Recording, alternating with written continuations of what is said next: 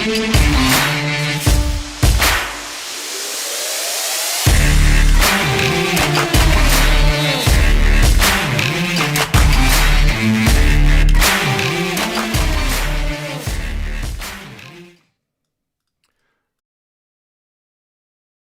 we go.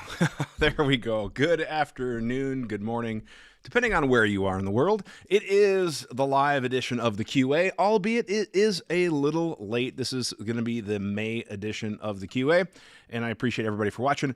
My name is Dave. I'm going to be your host. We'll be answering your questions, going through your comments, talking about what's new in the firearms world, and this is, of course, all the live QA from Guns and Tactics. You can check us out online and follow us on social media, all that other stuff. Our main outlet is obviously videos. Now, for those of you who aren't able to make the show live, you can also email your questions to the email address shown on the screen. That is theqa@gunsandtactics.com for those listening. And you can, of course, watch this on YouTube, or you can get this wherever you get your podcast. And we do have the audio version out, which I know I have to get caught up on updating the audio versions of that. I do have some news, some good news, some bad news, and then we have some industry news as well. So, yeah, we'll just get right to it. So, first things first, a little bit of personal. Well, hang on, let's back up here. I think every QA is better with a beverage, and today's beverage, hashtag not sponsored, is a Sprecher orange cream soda.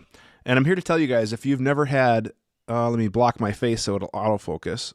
I don't know if it will. There we go. The Sprecher Orange Dream Soda. These sodas, I don't know. If I had a vice, it is a sweet beverage like a soda. And these are fire brewed craft sodas made with honey. So not only do you have, it's healthy. It's an antioxidant. That's what I'm sticking with. But anyways, it's just a delicious beverage. You can't find them everywhere is the only downside. It's a little bit tougher of a soda to find, but it is a really, really good soda. They have root beer cream soda, all that other stuff. Holy cow, 57 grams of carbs. Man, it's a good thing I don't drink these all the time. I'm trying to cut my carbs. So anyways, all right, we have a few people watching. So what's new? Why the holdup? Like, why is this the May episode so late? Well, a lot of things have been going on. Number one, my main job in the firearms industry, I got laid off from. So my last day was May 31st, technically. And then you might be asking, well, Dave, if you got laid off, how come you don't have all this free time on your hands? And you would think that would be the logical thing. And I would love for that to be the case too, because I would love to make content more. For those of you guys that remember, about 2 years ago, I told you that I was going to be transitioning to making videos and content and some training stuff full time. And I did that for about a year, and the channel grew, and views and all that other stuff was great.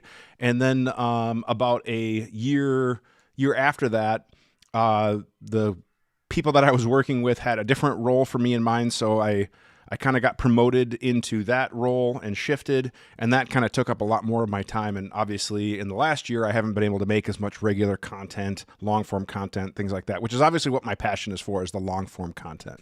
But anyways, got laid off. So now I'm trying to figure out, like, okay, what is Dave going to do? I don't necessarily want to go back to being a cop. I don't have anything against that or anything like that, but working nights and weekends and starting out with seniority and all that. So I'm going to be given a whirl going back to making content and training. So shameless plug. Right now my bread and butter course is a Red Dot handgun instructor, or Red Dot transition courses. And I started to book some classes. So I just got done teaching a class, was it last week or the week and a half before, for a law enforcement agency. They had an instructor class. I did one the month prior to that. So I've been keeping busy with training, and now I've booked 3 more classes, and I'm looking for hosts. So on the training side, which is learningfirearms.com, again, shameless plug. Am I using my audience? Yep, I am. But which leads me to something else here. But I would love to start booking more classes. So if you have a range, if you're interested in some training, or you want to train with me, we're going to do Red Dot stuff. We're going to do handgun stuff. And I'm going to also build up a 1911, 2011 user class that is going to kind of cover some maintenance, kind of some how-to, some 101, and then kind of some, things that are specific to the 1911 platform, as well as just handgun stuff in general. It's just going to be a good time, but it's mainly going to focus on 1911, 2011s, because those are all the rage. And then, of course, we might do some rifle stuff too. But right now, handgun, it seems like, is in more demand, which is great, because for a while it used to be rifle. So, and I love handgun stuff. So learningfirearms.com. That's the training website. I would love to connect with anybody who's interested in hosting a class. You get free slots for hosting the class, and then I come to you and teach. And when I was teaching with a different company all around the country, it really kind of put me on, the national space, if you will. So I love travel teaching and meeting new people and seeing different parts of the country. So with that, I also am going to be taking over a little bit more ownership of Guns and Tactics. So that's why I'm going to be doing that more regularly as well. So anyways, I'm pumped. I'm not stressed out, even though I probably should be, but I'm excited for a new challenge. And I know with new challenges, new adventures, all that stuff, like, you never know what the future is going to hold. And obviously, losing a steady paycheck isn't great, but I am confident that other things are going to work out. So doing more training, doing more videos. If you see a little bit more advertisements on the videos, I apologize. I got to pay the bills, and we'll go from that. Which, speaking of which, got to give a huge shout out to today's sponsor, Global Ordnance. Global Ordnance is going to give away the prize pack to one lucky viewer. So Global Ordnance, you can use a code, which I'll put on the website. They got to be careful with social media policies and all that. But in the show notes, there will be a link to the website where you can get a free shipping for over 200 orders. So buy the case, buy it deep, stack it. Global's awesome, and they're going to be great to work with. So we got some comments rolling in. We got Dave checking in. Good afternoon. Hey, good afternoon to you. Thank you for tuning in. Appreciate you being here. And hang on. Why? I can't move your comment. There we go. I want to move the comment right about like there. I think that looks good. Then we got Strider. Ike, good to see you. We got the double agent from Kentucky. And we got Joseph Gonzalez. When can we buy bump stocks? Can Californians have them? I don't know if California has a specific law, but on that note, let's talk about what's new in the industry. So with that, and I'm just going to pull up the news brief because I don't want to misquote it. Before we get into answering your comments, questions, stuff like that, we do have a huge win in the industry about pistol braces. Now, this was just announced yesterday, and basically the Firearms Policy Coalition is where I was getting my source from. They're a great organization, and a lawsuit challenged Biden administration's pistol brace ban, which was about like a year ago. And the administration ban basically said that pistol braces, made it an SBR and they have to be banned. And then there was a couple of organizations that sued and got successful injunctions, but you had to be a member of that, coalition or a customer. So Rainier Arms was one of the plaintiffs in that lawsuit. So customers of Rainier were good. Firearms or members of different organizations were exempt. However, now we have a big win here. So basically, what happened is the Firearms Policy Coalition, nonprofit organization, basically got a court ruling from the United States District Court judge, granted a summary judgment in favor of the FPC and its co-plaintiffs, and issued a final judgment vacating the ATF rule. And here's the deal. I 100% support this, even though I think pistol braces are a little silly. Like, I'm an SBR rifle dude, but I do get the brace has its advantage. You can travel with it. You can do all that stuff. However, anytime you have an executive branch of the government that is making law, which is basically what the ATF did, I struggle with that. Our laws should come from our elected lawmakers, Congress and Senate, even though I don't agree with all the laws that they make. So that's a whole nother topic. But anytime you have the executive branch that is able to interpret and make their own laws, which is basically what the ATF did, and this is basically a rule that is not a law, but yet they were enforcing it as if it was a law with consequences. So it's it's pretty awesome. Now, for those of you guys that have pistols, AR pistols, whatever, you can now rock on with your pistol braces, which is great because there are some states that don't allow SBRs. There are definitely, like I said, advantages. So, for example, if you have a permit to carry a pistol in your state, technically you could have your truck gun be your AR pistol with a brace, that kind of thing, which again is a whole nother topic, which we can talk about another day. But it's a huge win because it's starting to restore our rights. Oh, somebody gave me a thumbs down. Ooh, sassy. See, and here's my thing, my little side note rant. If you're going to give the live stream a thumbs down, at least leave a comment on why, like don't hide behind your keyboard and just hit the thumbs down button. But hey, whatever. Anyways, we got a bunch of thumbs ups, which is great. So that's cool. So anyways, awesome news from the Firearms Policy Coalition about pistol braces. This is great. Hopefully they continue. But basically, Maxim Defense, shout out to Maxim. They're down in St. Cloud, another Minnesota company. I am going to be doing a video with them coming up, basically of, ironically, converting my SBR that has a brace on it to a stock and kind of talking about the pros and cons. But they make really cool guns like the Maxim Defense PDX and all that other stuff, which is a really cool short little pistol type format, or an SBR, depending on how you have it configured, obviously. And then obviously we had a lot of people that were supporting the Firearms Policy Coalition. So huge news there, which is absolutely great. So a lot of good stuff there. Yeah, I agree. The coward, right? If you're going to thumbs down it, someone else put a thumbs down. I love it. All right. So if you're going to put a thumbs down, which somebody literally just did, leave a comment on why. But I have a feeling they are a coward, right? So yes, Malcolm, they said they are cowards. I agree with you, Malcolm. I agree. So you guys can go ahead and leave your questions or whatever you want to talk about in the comments. I will be checking those, and then also we'll be checking in with emails. A couple things here, dudes. I got to shake the can a little bit. Number one, if you like the content, please consider doing a super chat or a super thanks. It really does help support the channel, all that YouTube revenue and all that. Or if you want to support the channel, the best way is to become a Patreon member. I know Patreon is not super active, but if you want to support the channel, you appreciate what I'm doing, you can donate as little as $1 all the way on up.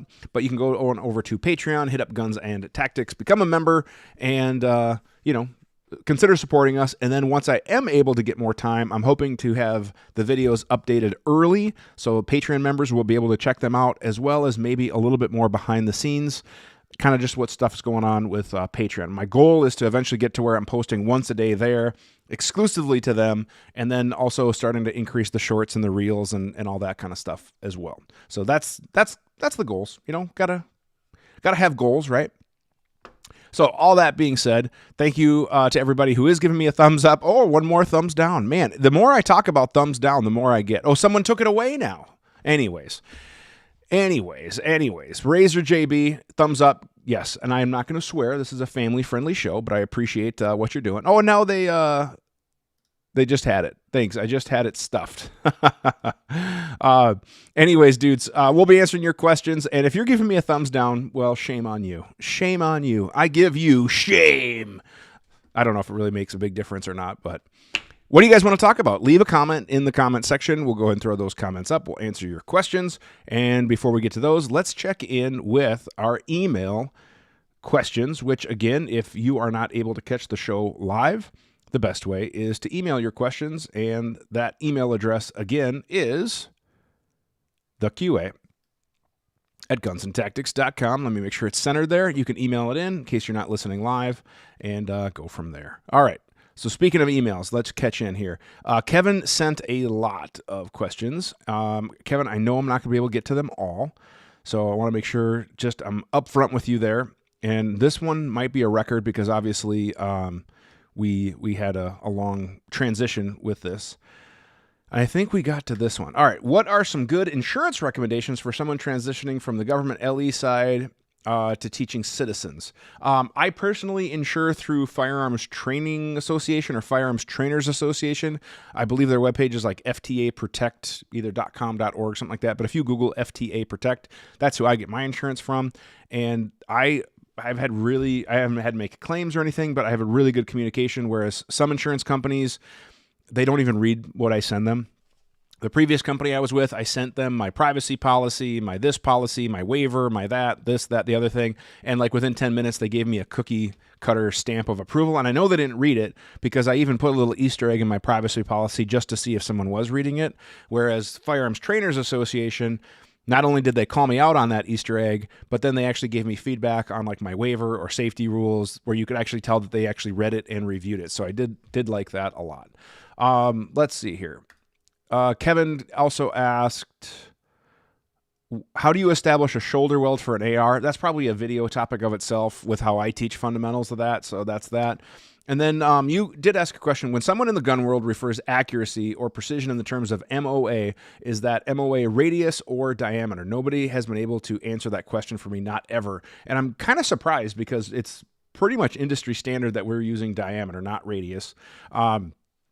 and it's the diameter. So how every app and things like that that I use to measure MOA is basically you measure the diameter of the bullet, and then you measure from edge to edge of your group minus the diameter of the bullet, so that way you're measuring center to center, and that is your effective accuracy, or minute of angle, which is an angular measurement. Now, what's funny is that everybody who shoots MRAD for corrections and everything like that still refers to their accuracy or their really consistency, not necessarily accuracy, but how consistent their groups are in minute of angle. And I thought there was another question about like a minute of angle AR and how you haven't seen one or something like that. I can't remember if I can find it or not. But, oh, here we go.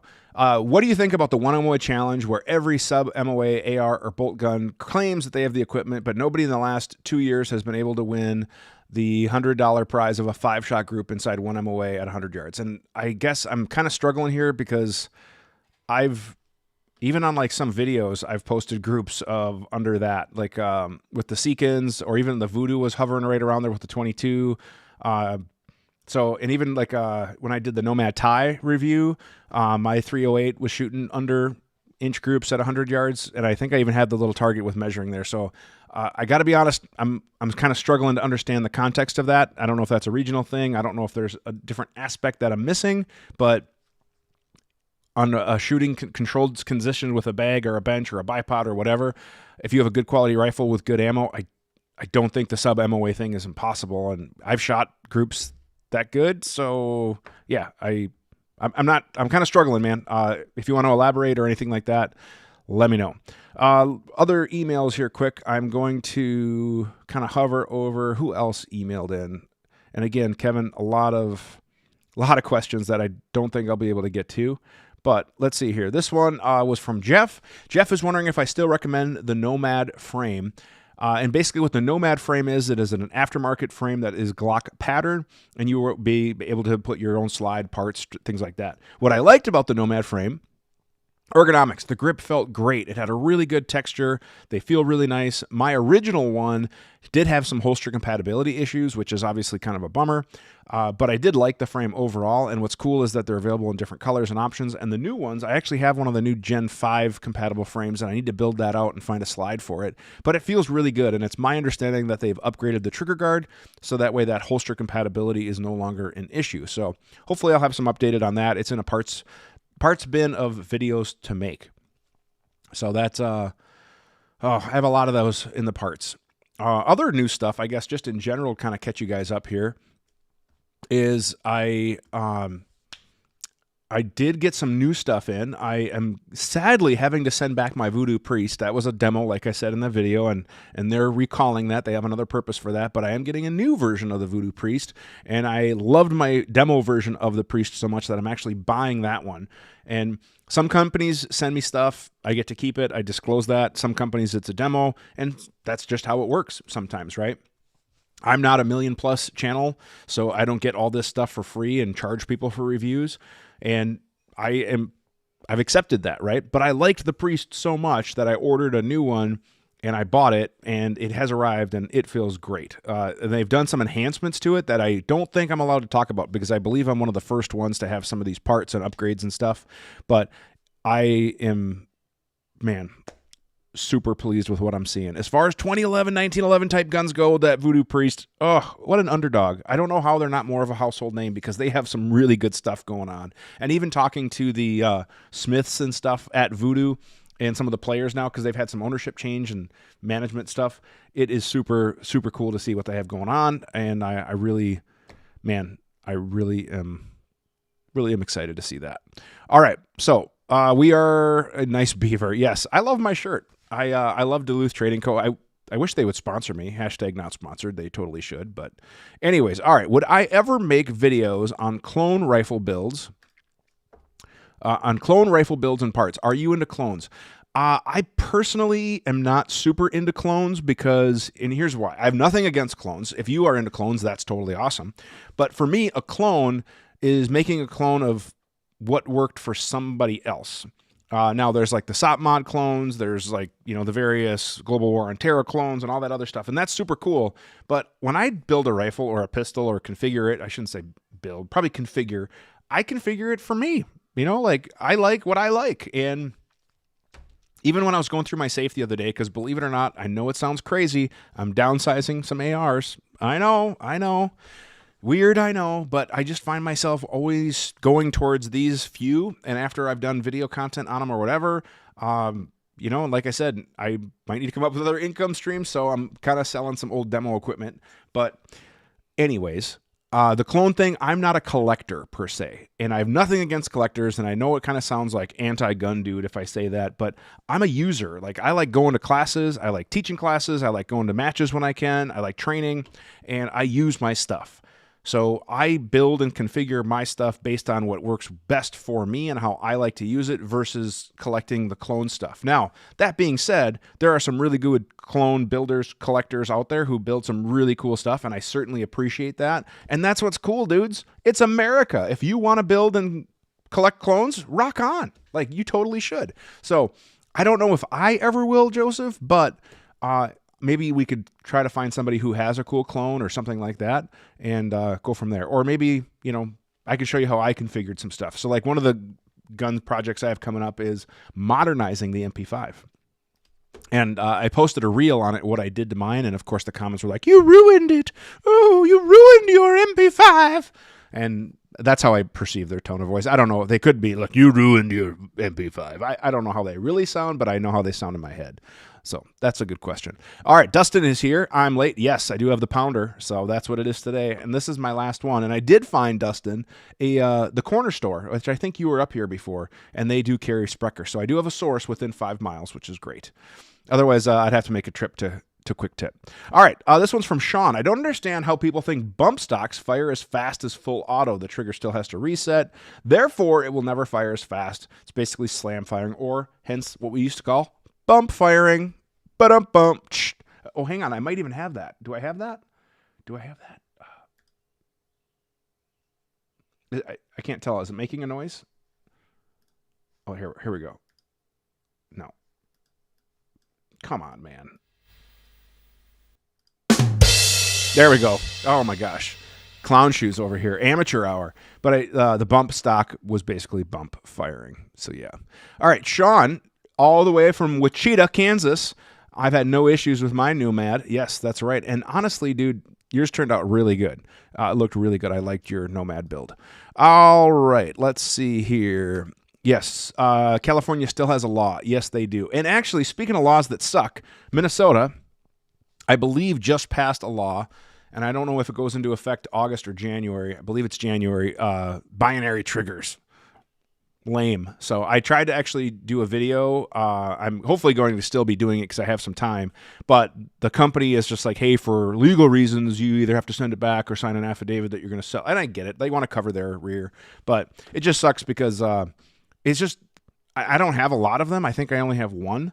And I don't even know if it's in an install right now. I think it's in the parts bin. But it just sucks because if you're into it, you're into it. Like, it shouldn't be illegal. Shouldn't be illegal. So I just don't like laws. Even though I don't necessarily use the thing that the law is affecting, I think it's lame. I think it's just really lame. And yeah, so Taylor, banned in New Jersey too. If it's fun, you get none. Yes.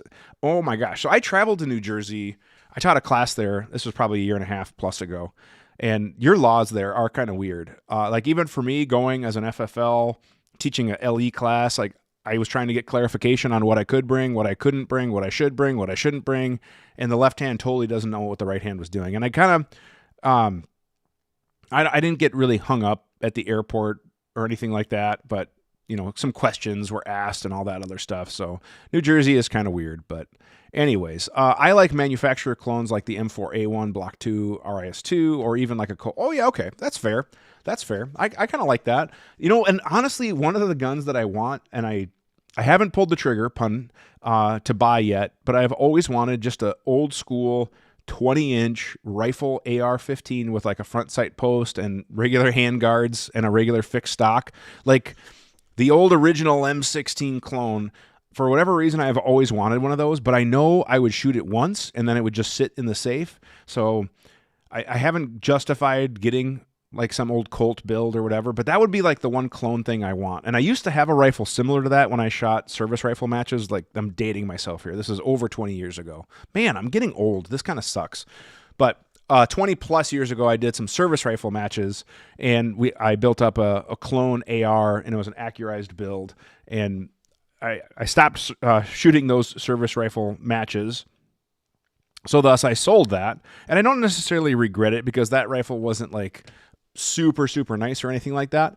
But nonetheless, I always had something for like that good old fixed stock 20-inch, type build. So I wouldn't mind doing that. I know there are some companies that are doing retro clones of those. So maybe, maybe I would do that. So, all right. And I believe Sean agrees with Taylor about New Jersey. All right. Dave asks, what do you think about the new Vortex Defender red dots? Well, I don't have one yet, but I have one of the older Defenders. I can show this on the camera because, it's not a pew-pew, because you can't show pew-pews in a live stream. They'll ban you. But I have one of the Defender, what was this one called? The Defender CCW. And it's an RMSC footprint, and I didn't love it. Okay, which is why I never got around to really pushing a review on it.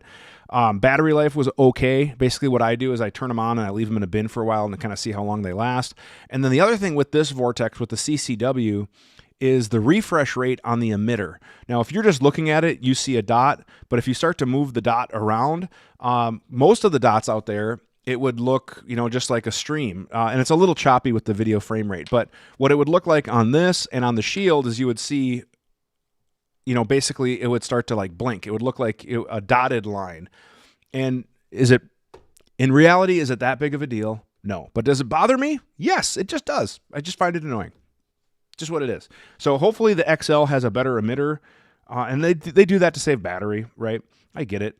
So I don't know. I'm going to check one out. It has a Delta Point Pro footprint. It's a little bit bigger window. I don't know about durability or anything like that. I'll try to get one. I'll see if I can check one out.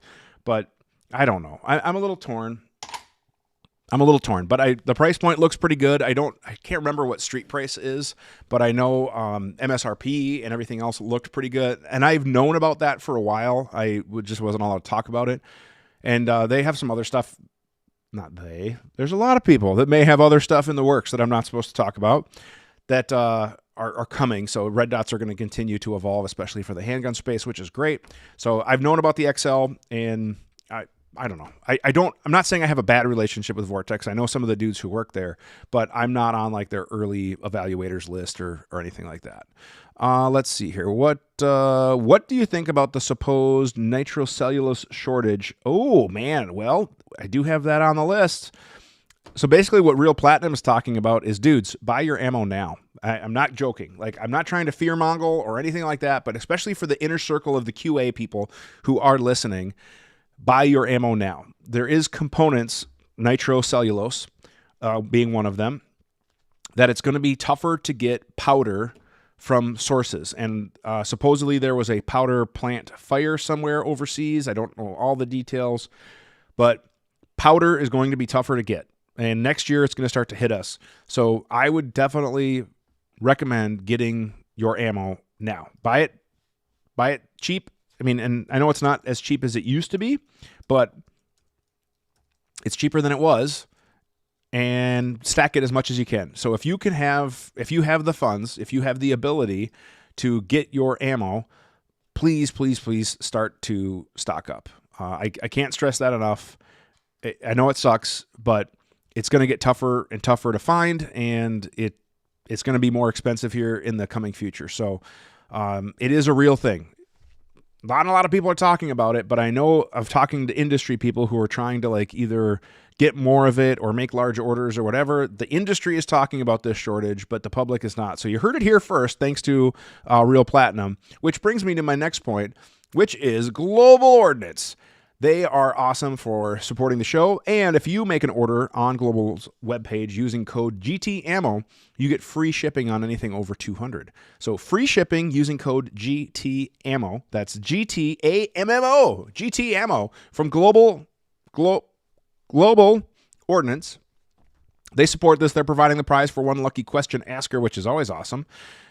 Dudes, they're good people. They ship quick. They ship free if you use my code, and they have all sorts of good stuff. And their steel Sterling brand ammo that they import is actually really good. I've used that in a lot of videos now. Pleasantly surprised. They're Ingman. I can't remember all the different brands they have. I'm trying to peek. Sterling, Ingman, they have all the main brands that you like too, but some of their import stuff has been performing great and it's priced well. So head on over to Global, use code GT Ammo and support them, and they're going to support you, and they're a good company. So please, please, please support them. I appreciate all that they do for the channel. They make my life possible with supporting me and the channel there. So I love them, which is a great segue there, Real Platinum. Thank you very much for that. I appreciate it. All right. Grow a beard. No, I am not going to grow a beard. Okay, I admit this is like a 3-day shadow. But number one, I don't think I can really shave my head. I don't think my wife would look that. Plus, I have kind of a weird shaped head. I realize it's getting pretty thin up there. But dude, I don't want to be another typical white dude with a beard. Come on. Nothing against white dudes with beards. I love you guys. A lot of my viewers and friends have beards. But number one, it would take me like a year to grow a beard. And number two, I don't know if I would look good with that, and my wife would not like it. So my good brother, shave your head and grow a beard. I will politely disagree, and we will move on. We will agree to disagree. King Dingaling, good to see you. Thanks for tuning in. And yes, the slow refresh rate makes me nuts. House rules, Holosun and above. Yeah. Holosun, I still remember back in the day when I poo-pooed Holosun, and I had to eat some crow. When I first did the review on the 508, which was a number of years ago, I don't even know how many, and it's I had to admit in that one, these guys have come around. But to see where they've come around from the original 407C or whatever it was to what they have now, I love Holosun stuff. I have a lot of them, and they work great. Now, have I broken them? Absolutely. But I've also broken Trijicon stuff. I've broken Leupold stuff. I got rid of my Aimpoint Acro P1 because it went through batteries, and I haven't really even given the P2 a chance yet, so kind of shame on me, but it doesn't really offer anything that I love. I've had to send a Steiner back, so I'm not saying it's unique. They all have their issues. So anyways, yeah. Oh my gosh, I should. If I grow a beard and go shave my head, I do have to use phrases like, "Hell yeah, brother," which is kind of like my Hulk Hogan voice. How many people remember Hulk Hogan and Randy Savage? That was real deal wrestling back in the day, am I right? When you'd have all those characters, and Jake the Snake Roberts and Brutus the Barber. Who else was there? Coco Beware. Name your favorite 90s wrestler in the comments section below. Hopefully that's one of the comments that wins it. All right, we're up to a couple dozen viewers, which is awesome. Again, dudes, got to shake the can just a little bit. If you want to consider supporting the channel, a super chat or a super thanks would be awesome. Or better yet, long-term, support us on Patreon. You can find us on Patreon, Guns and Tactics. And that's how I'm relying on my income now, guys. So if hopefully I don't have to go find a real job, I can just do this, but I do need your help. So super chat, super thanks, support us on Patreon is definitely always appreciated. And one last plug too, if you want to see your question get on the show, if you're not able to catch this live, you can go ahead and send an email to the QA@gunsandtactics.com. That is the QA@gunsandtactics.com for more of those that are listening, and you can get this obviously wherever you get your podcasts. Speaking of email, let's go back and check in with emails, and we will go into Kevin's questions. Oh, right now, what else is kind of making the rounds was Ben Stoger, I believe it was, did a drop test with the Staccato XC and it failed. So there's a lot of people talking about oh, it's not drop safe. Dude, ARs have been known not to be drop safe either, so they can slam fire. So number one, obviously it's not ideal to drop a gun, right? We don't ever want to drop a gun. I think that's common sense, but sometimes they do get dropped or they do get launched or the people, whatever. Now, it happens, right? But it's so funny that at the same time, nobody believes the engineers, but some of the BS from the competition guy is given the highest credibility as a discovery that any of the Series 70, 1911, 2011s are not drop safe.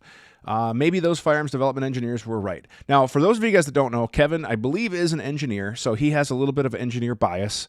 I mean that with love, Kevin, but a lot of times you kind of get mad, it seems like, that people don't give the engineers credit. And I agree. I wish we would listen to engineers more. I wish I have a lot to learn from engineers, and I've learned a lot from engineers, so I love that. How can we help when the departments understand without a firing block that cannot be made drop safe? It's mathematically impossible. I guess I kind of lost in your comment here if there actually was a question. How can we help departments understand? I think that's just part of that. Now, what could be done? Maybe I'll kind of read into that because I don't necessarily see Okay, and how can we get the basement workshop experts to stop believing that their 6-foot stepladder drop test is something scientific and accurate? And then you talked about like the machines that test that. And anyways, okay, so with that, what have they done? The reason why it happens, let's maybe answer that, is because there's a floating firing pin and there's no firing pin stop. Like if you take a striker fired gun, let's just say a Glock is arguably an engineering masterpiece. Dude, like, made an awesome machine for his first get-go that is still relatively unchanged. Okay, since 1984 is when he started. Maybe it was 83 developing the original P80, the Glock P80. But was Pistola 80, and then it became the Glock 17. But arguably one of, and I'm not going to say it's like completely revolutionary, but if you look at what guns were at the time and what he did and where they are now, it's pretty easy to see the influence that Glock had on the industry. But he had a striker that was not only not cocked, but it also had a firing pin stop and then a drop safety where the trigger could not move to the rear unless the trigger safety and the drop safety and all this other stuff were activated. So that was the 3 internal safeties. However, with a 19 or 2011, you have a firing pin that has a spring, and when the hammer strikes that, it causes the pin to go forward. Well, if it were to get dropped, that pin could travel forward and could discharge. Same thing with the AR. If you guys have ever loaded your AR, insert a magazine, drop the bolt, and then take that round out, you'll see a little dimple on the primer, and that is from that floating firing pin. So what people have done with the 1911 world is they increased the strength of the firing pin spring, and or they lighten the firing pin using something like a titanium firing pin, so that way it hopefully has less mass, less inertia, all that other stuff. Now, I have seen Staccato's pass drop tests. Now, I don't know if it was his particular one, and I was going to try to get around to maybe replicating it or whatever, but I've seen Staccato's pass drop tests. I've talked to big agencies who have done documented drop testing with a Staccato, and that, granted, that was a P, not an XC, but nonetheless, they passed. Now, some people think that when it failed the drop test, the sear was actually causing the hammer, and that's not the case. It was the floating firing pin from my understanding. So anyways, I've kind of ranted on and on about that. Here's the other question. People ask, would you still carry your Staccato? Yes, I would. If I was going back on the road or whatever, I would still carry that. Or in my EDC carry rotation is my Staccato CS. So yes, I would totally still carry that. Anyways, I've kind of rambled on and on about that. All right. Let's see here. King Kong Bundy. Oh yeah. Andre the Giant. There was a lot of really good ones. And Hulk has a new beer called All American Beer. I didn't know that. I might have to try to meet him again sometime down in Florida. I met them both when I was younger, and they were incredibly nice. Yeah. Now, who did you meet? Which wrestlers were those?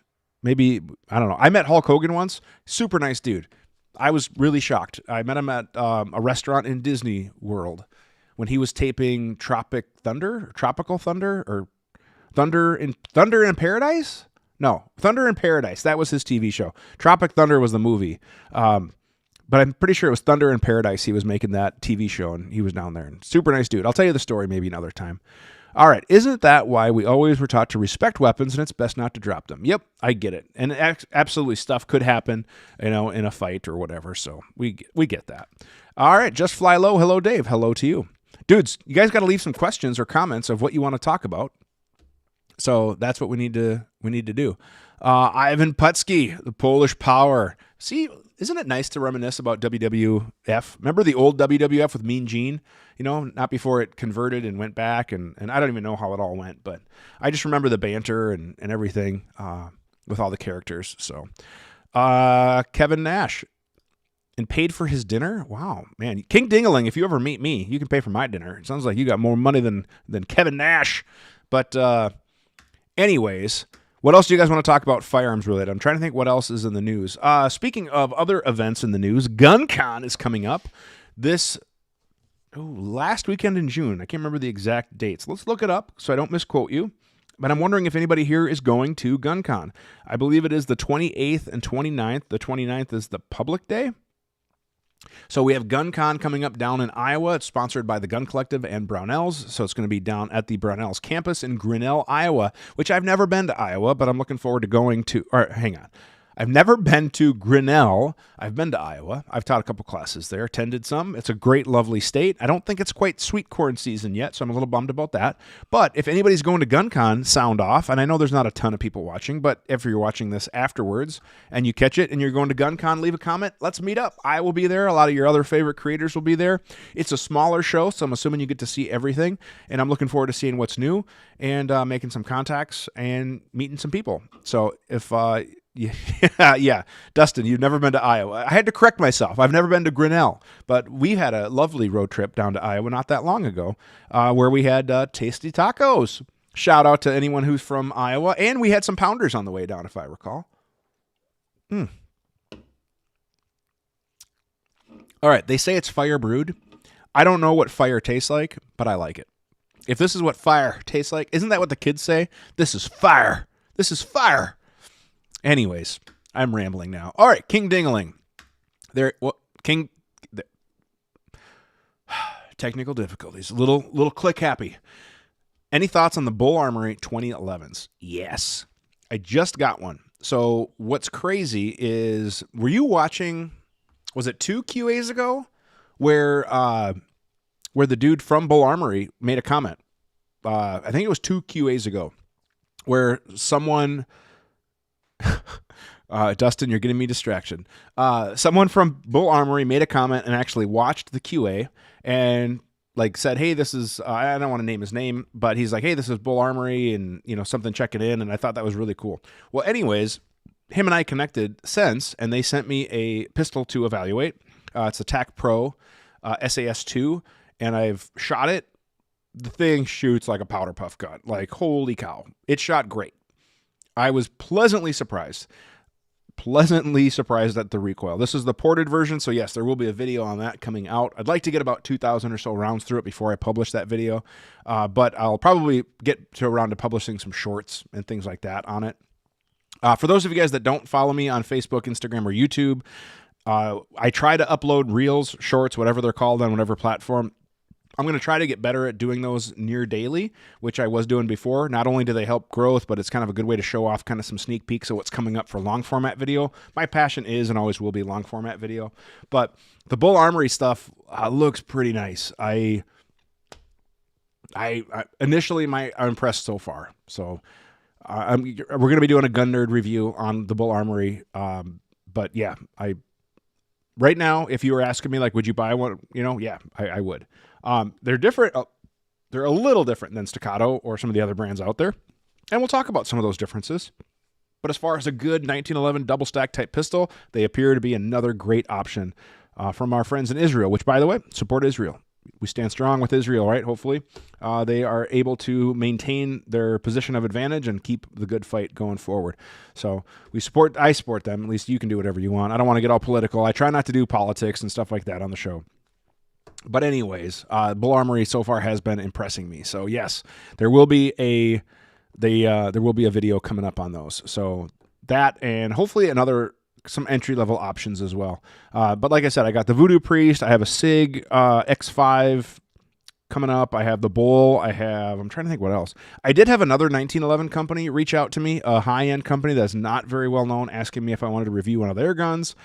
And just to give you guys a little industry insider knowledge, it was a demo, which I have no problems with demo, but I am starting to ask for basically if they reach out to me and want me to review a gun, I'm basically asking for like reimbursement of my ammo. Like, that's not a paid review. It's not anything like that. I don't want to get into paid reviews. If I ever do get sponsored paid content, you'll hear me disclose it. And generally that would be in more of like the how-to type format featuring their products, because I don't want to be a shill influencer where, like, let's be honest, some of the bigger channels now, they've turned into where they get paid to do reviews, and it's literally a paid infomercial. And I don't like the genuine aspect of that. And I get it. Everybody's got to pay bills, and maybe I'll get desperate enough, but I really want to avoid that. I like being genuine and sharing my thoughts of what I like and dislike.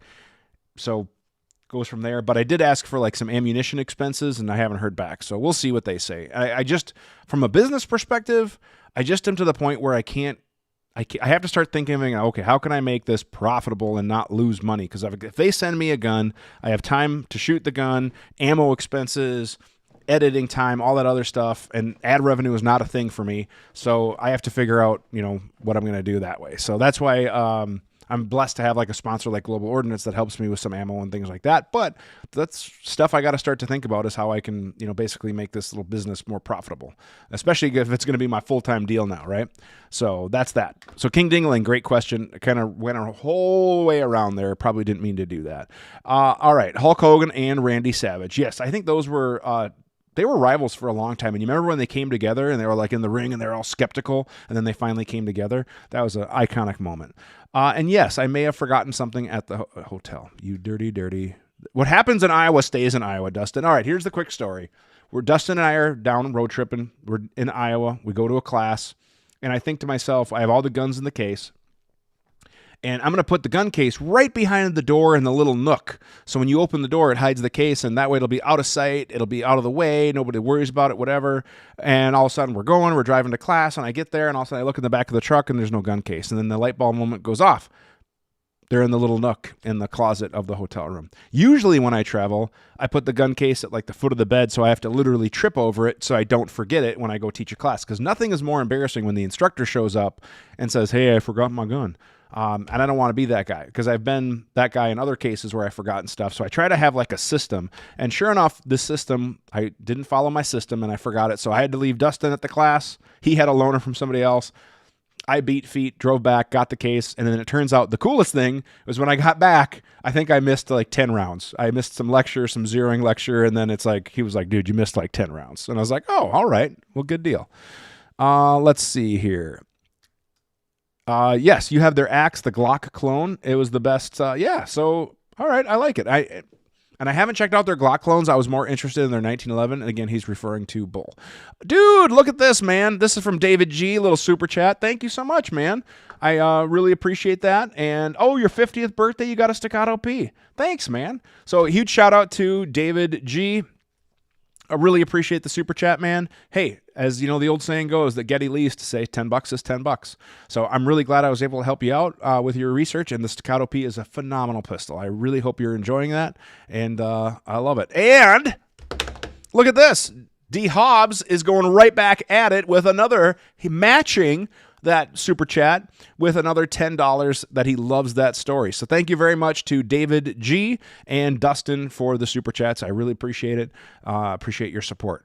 All right, what's your preferences between shooting plates or cardboard/paper? I firmly agree with both. So do I have a target here? I don't want to run off camera. But if you go to, shameless plug. Again, if you're looking for training, go to learningfirearms.com. I'd love to travel. Host me. I'd love to come to you. We'll do a class together. However, on that website, if you go under targets, I designed a target that is called the Learning Firearms Skill Builder. And it has an IPSC style target in there. And they're not alpha zones. They're a little bit different, based more on trauma plates and things like that. But it also has alternate targets, if you will, on there. So you can do multiple drills on one target, whereas a lot of times people put a target up, it's a silhouette, they poke a bunch of holes in the middle, and then they have to replace it. Whereas on this one, you can get a lot of rounds on that single piece of paper, so you can really make the most of it. Now, a lot of people think, you do that for money? Well, no, it's not really about the money. The target is like 15 cents. But it's about the time of having to go down, tear it off, put up another one, and all that other stuff. So if we can get as much time on the target as possible, that's a training win. And I really should make a video about that target, but they're available for sale. There's a link on that website that'll take you to Targets Online, which you can buy them from. I just don't want to deal with stocking and shipping targets, so just order them from Targets Online. But it's the Learning Firearms Skill Builder. You can see it on my website, the training website, learningfirearms.com, which there's no firearm sales there in case YouTube you're listening. But anyways, to answer your question, I really do believe you need to do both. And here's why. Shooting steel is a great constant reinforcement. You get instant feedback. You can do it at distance. You can get you challenge yourself with a smaller piece of steel or increasing the distance. And I love shooting steel because, number one, I don't have to reset targets. I don't have to go down and repair targets or whatever. And especially if I'm trying to focus sometimes more on speed, I will shoot my steel because then I know if I get hit or no hit, right? It's either hit or no hit. And by the time that steel gets chewed up, accuracy isn't as trackable, especially if I have a good size, splash going in the center.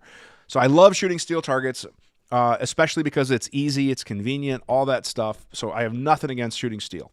However, paper keeps you honest. And if you really want to like get humbled, go shoot a B8 at 25 yards. And do I think that that is the one-all, be-all drill? No, absolutely not. But is it a good tool that you should put in your training practice?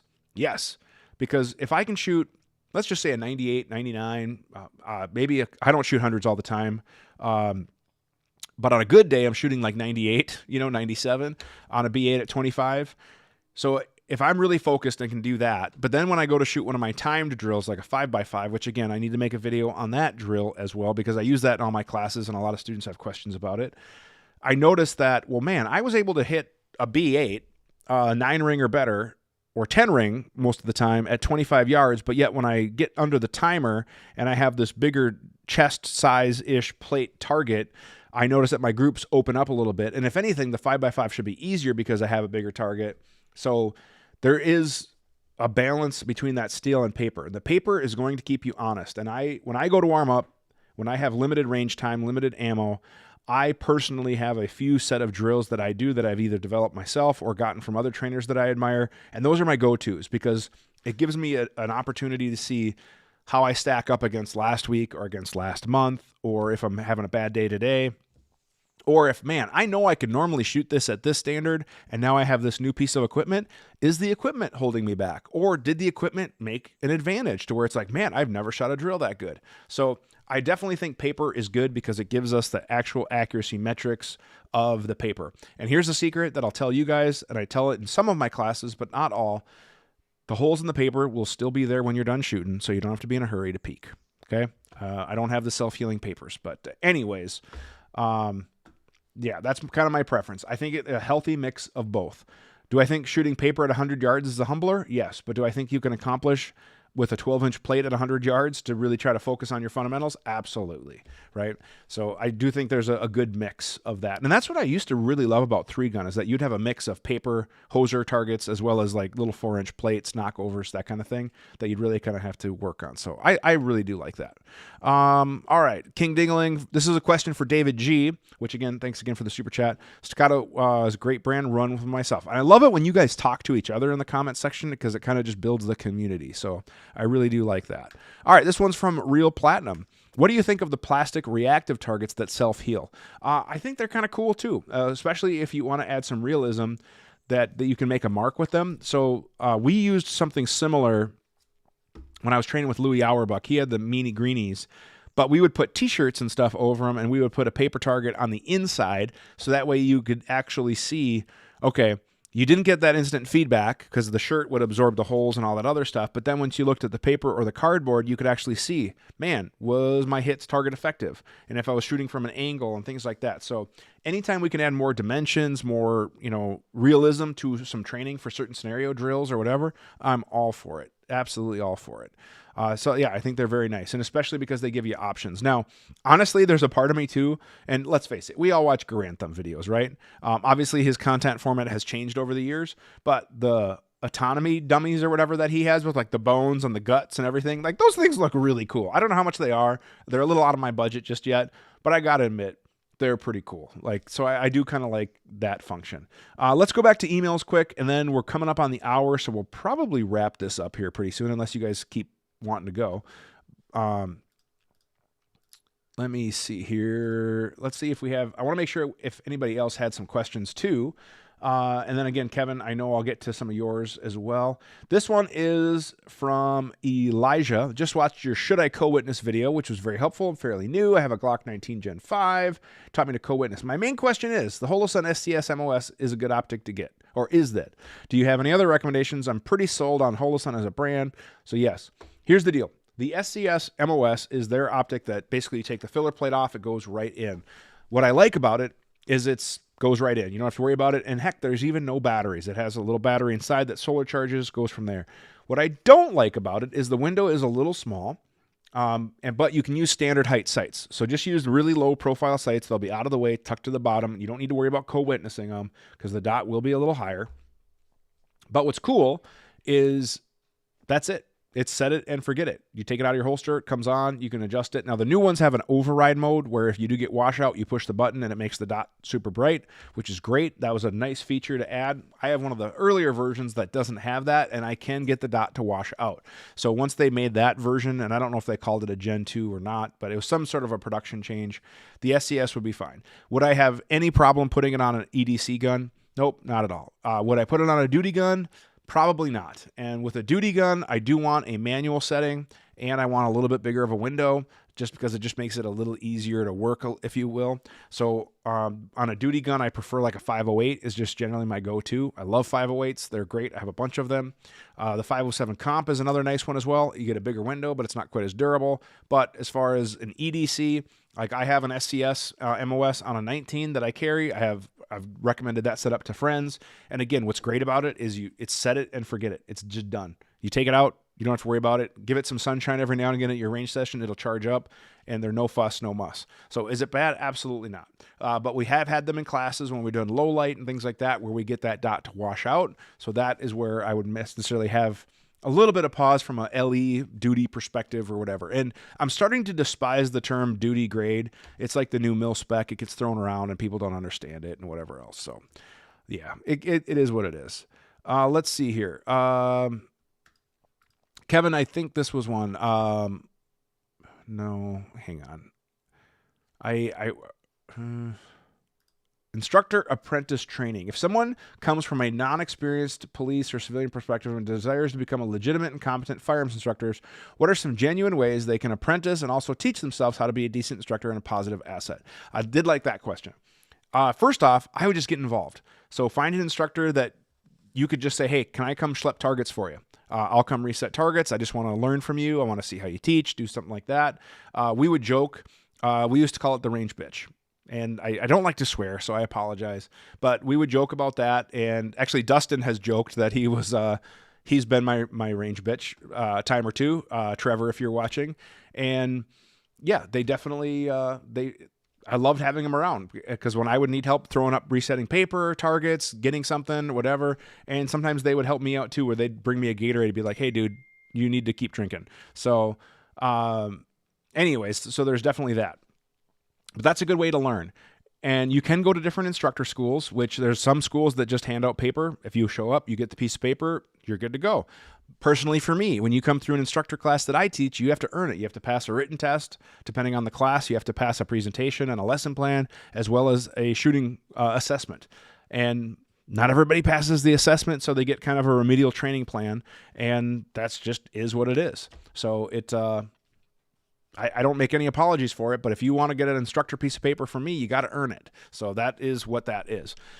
So I think there are opportunities. Now, there's a lot of people too that have become great shooters from the competition space that have become instructors, but the reality is just because you're a good shooter doesn't mean you'll be a good instructor.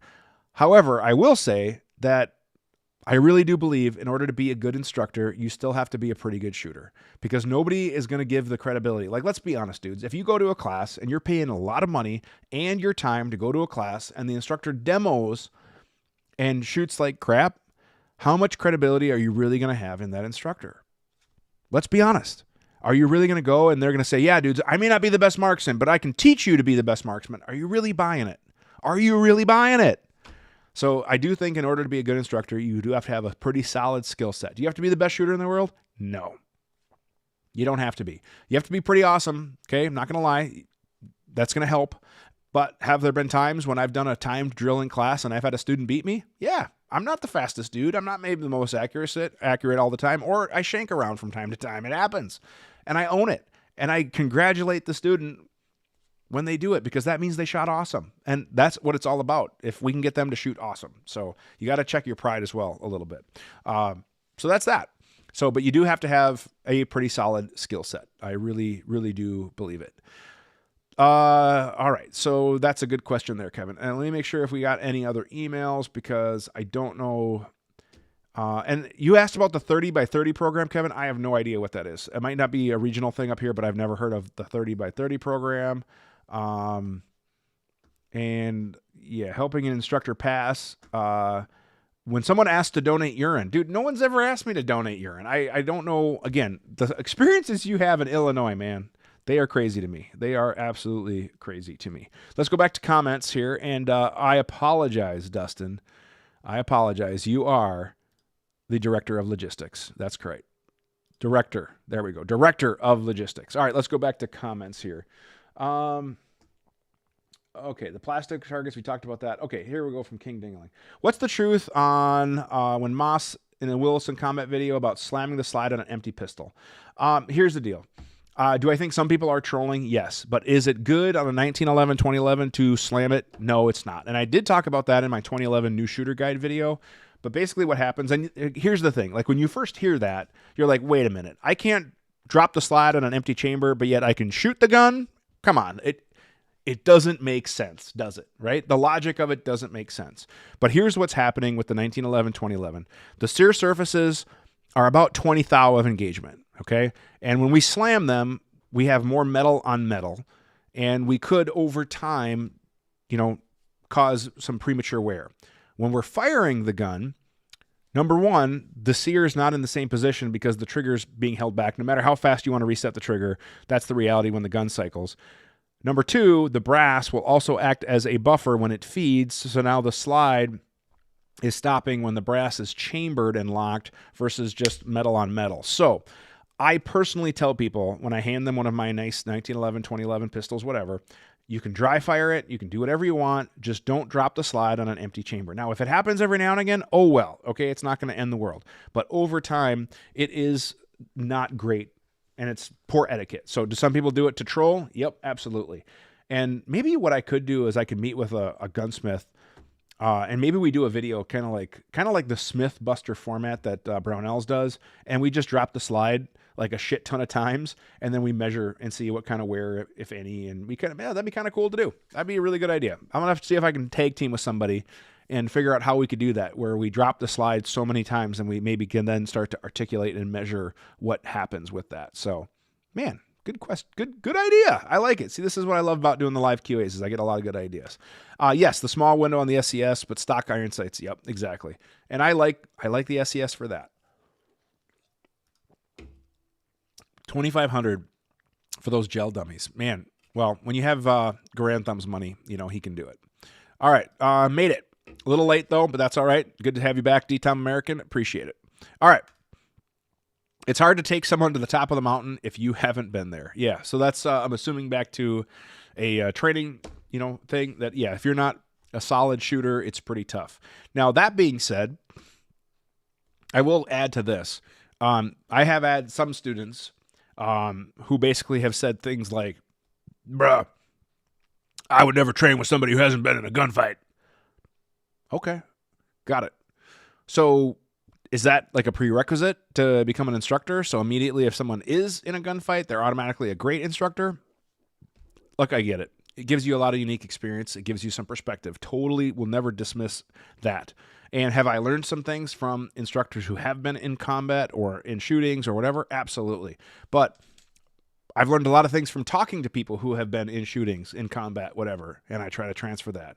And I've been in situations myself where the only thing that kept it from being a shooting was that I just didn't quite need to pull the trigger, but I was ready, I was prepped, I had my shot. So if that went there, I am very confident I would have had no problem being successful in that situation. So I don't necessarily think that's a do-all. Now, here's the other thing. Some of the best instructors in the world are competition shooters. And guess who hires those competition shooter good instructors? All of the elite military, LE units, whatever. Okay? I've talked to some of these great instructors, and they have contracts with some of these units and places, these alphabet soup agencies, groups, whatever, and they go do private lessons. And what those groups are interested in is how to shoot better. They don't care about the tactics. They don't care about whatever. They want to learn from that really good shooter how to shoot better. So there's a legit thing there too. All right. King Dingling, thanks for the clarification. I don't even know what I was clarifying now, but you're welcome. So glad I could help. I don't know what I was talking. See, here's the thing. Sometimes I ramble so much in these QAs that I feel like we just kind of go on and on. Dudes, I think it's prize time. We're going on over the hour. I don't want to waste your time, but I do miss the live. Like, I don't know. Okay, here's my other resolution too. My resolution is to start to schedule the QAs ahead of time. So that way you guys know, like, well, wait, it's the last Friday of the month. Where's Dave been? And not that I really think that many people worry about me. Like, nobody sent me a get well card like, hey, you must be sick. There's no QA. No offense, to anybody. I'm not harping you. But I'm not that cool, okay? Like, I'm not that popular. And the fact that you guys are still with me means a lot to me because you guys are, like I said, the inner circle. But the part of this is I want to schedule those QAs out. And then if I know I'm going to be traveling for an event or whatever, maybe we do a live QA, like we've done live QAs on location before. And if I know I'm going to be at a class or at an event or a show, maybe we can make it a meetup for those that might be local, that kind of thing. So I'm going to try to get those QAs on the calendar. I'm going to put them on the event page on Facebook. Although lately Facebook's been weird. I can't live stream to Facebook right now. I don't know why. It has something to do with the app and permissions. And then even when I try to make an event on Facebook linking to YouTube, it doesn't like that either. So it's kind of frustrating. So I'm going to try to get better at that. And again, dudes, if you want to support the channel, I really would appreciate it. Checking out Patreon. We might do some QAs or live chats in the Patreons for just Patreon only stuff. But if you want to support the channel, even something as little as $1 or $2, and if a few thousand people did that, that would be amazing. Like, think about the power of, like, if just 2,000 people gave $2 a month, $4,000 a month can go a long way in making content and covering expenses and things like that. So even little goals like that would really, really mean a lot to me. And if you want to support the channel, that's a great way to do it, is through Patreon or the Super Chats, which we do have. And again, thank you to Dave G and Dustin for your support today as well. I really, really appreciate that. All right, dudes. Let's answer a couple more comments, and then we're going to give away a prize. And Taylor says, having an instructor who has successfully avoided the two-way range is valuable as well. And I definitely agree for a lot of context, things like that too. So Dave Grawl, waiting on your second platypi. You'll have two platypuses, platypi. What did you get? I'm going to order, my next one is going to be a bull barrel with the prickle texture. That's going to be mine. And actually, I need to email them about that as well. And yeah.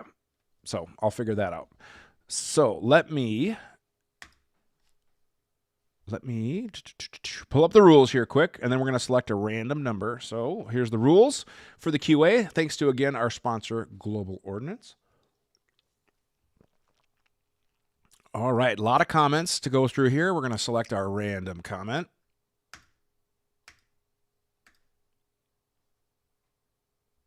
Oh. Hang on. Did I remove somebody? I didn't mean to remove them. Random comment. All right, here we go. Our random comment is from Joseph. There we go. Joseph, when can we buy bump stocks?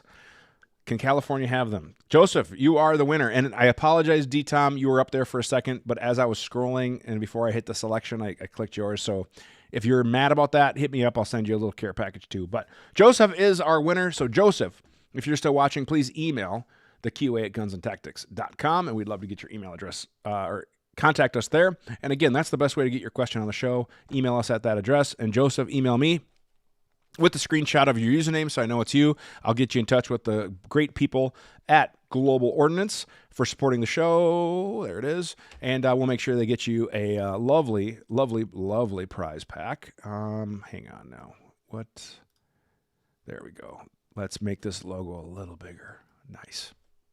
There we go. So, Joseph, thanks to you for that.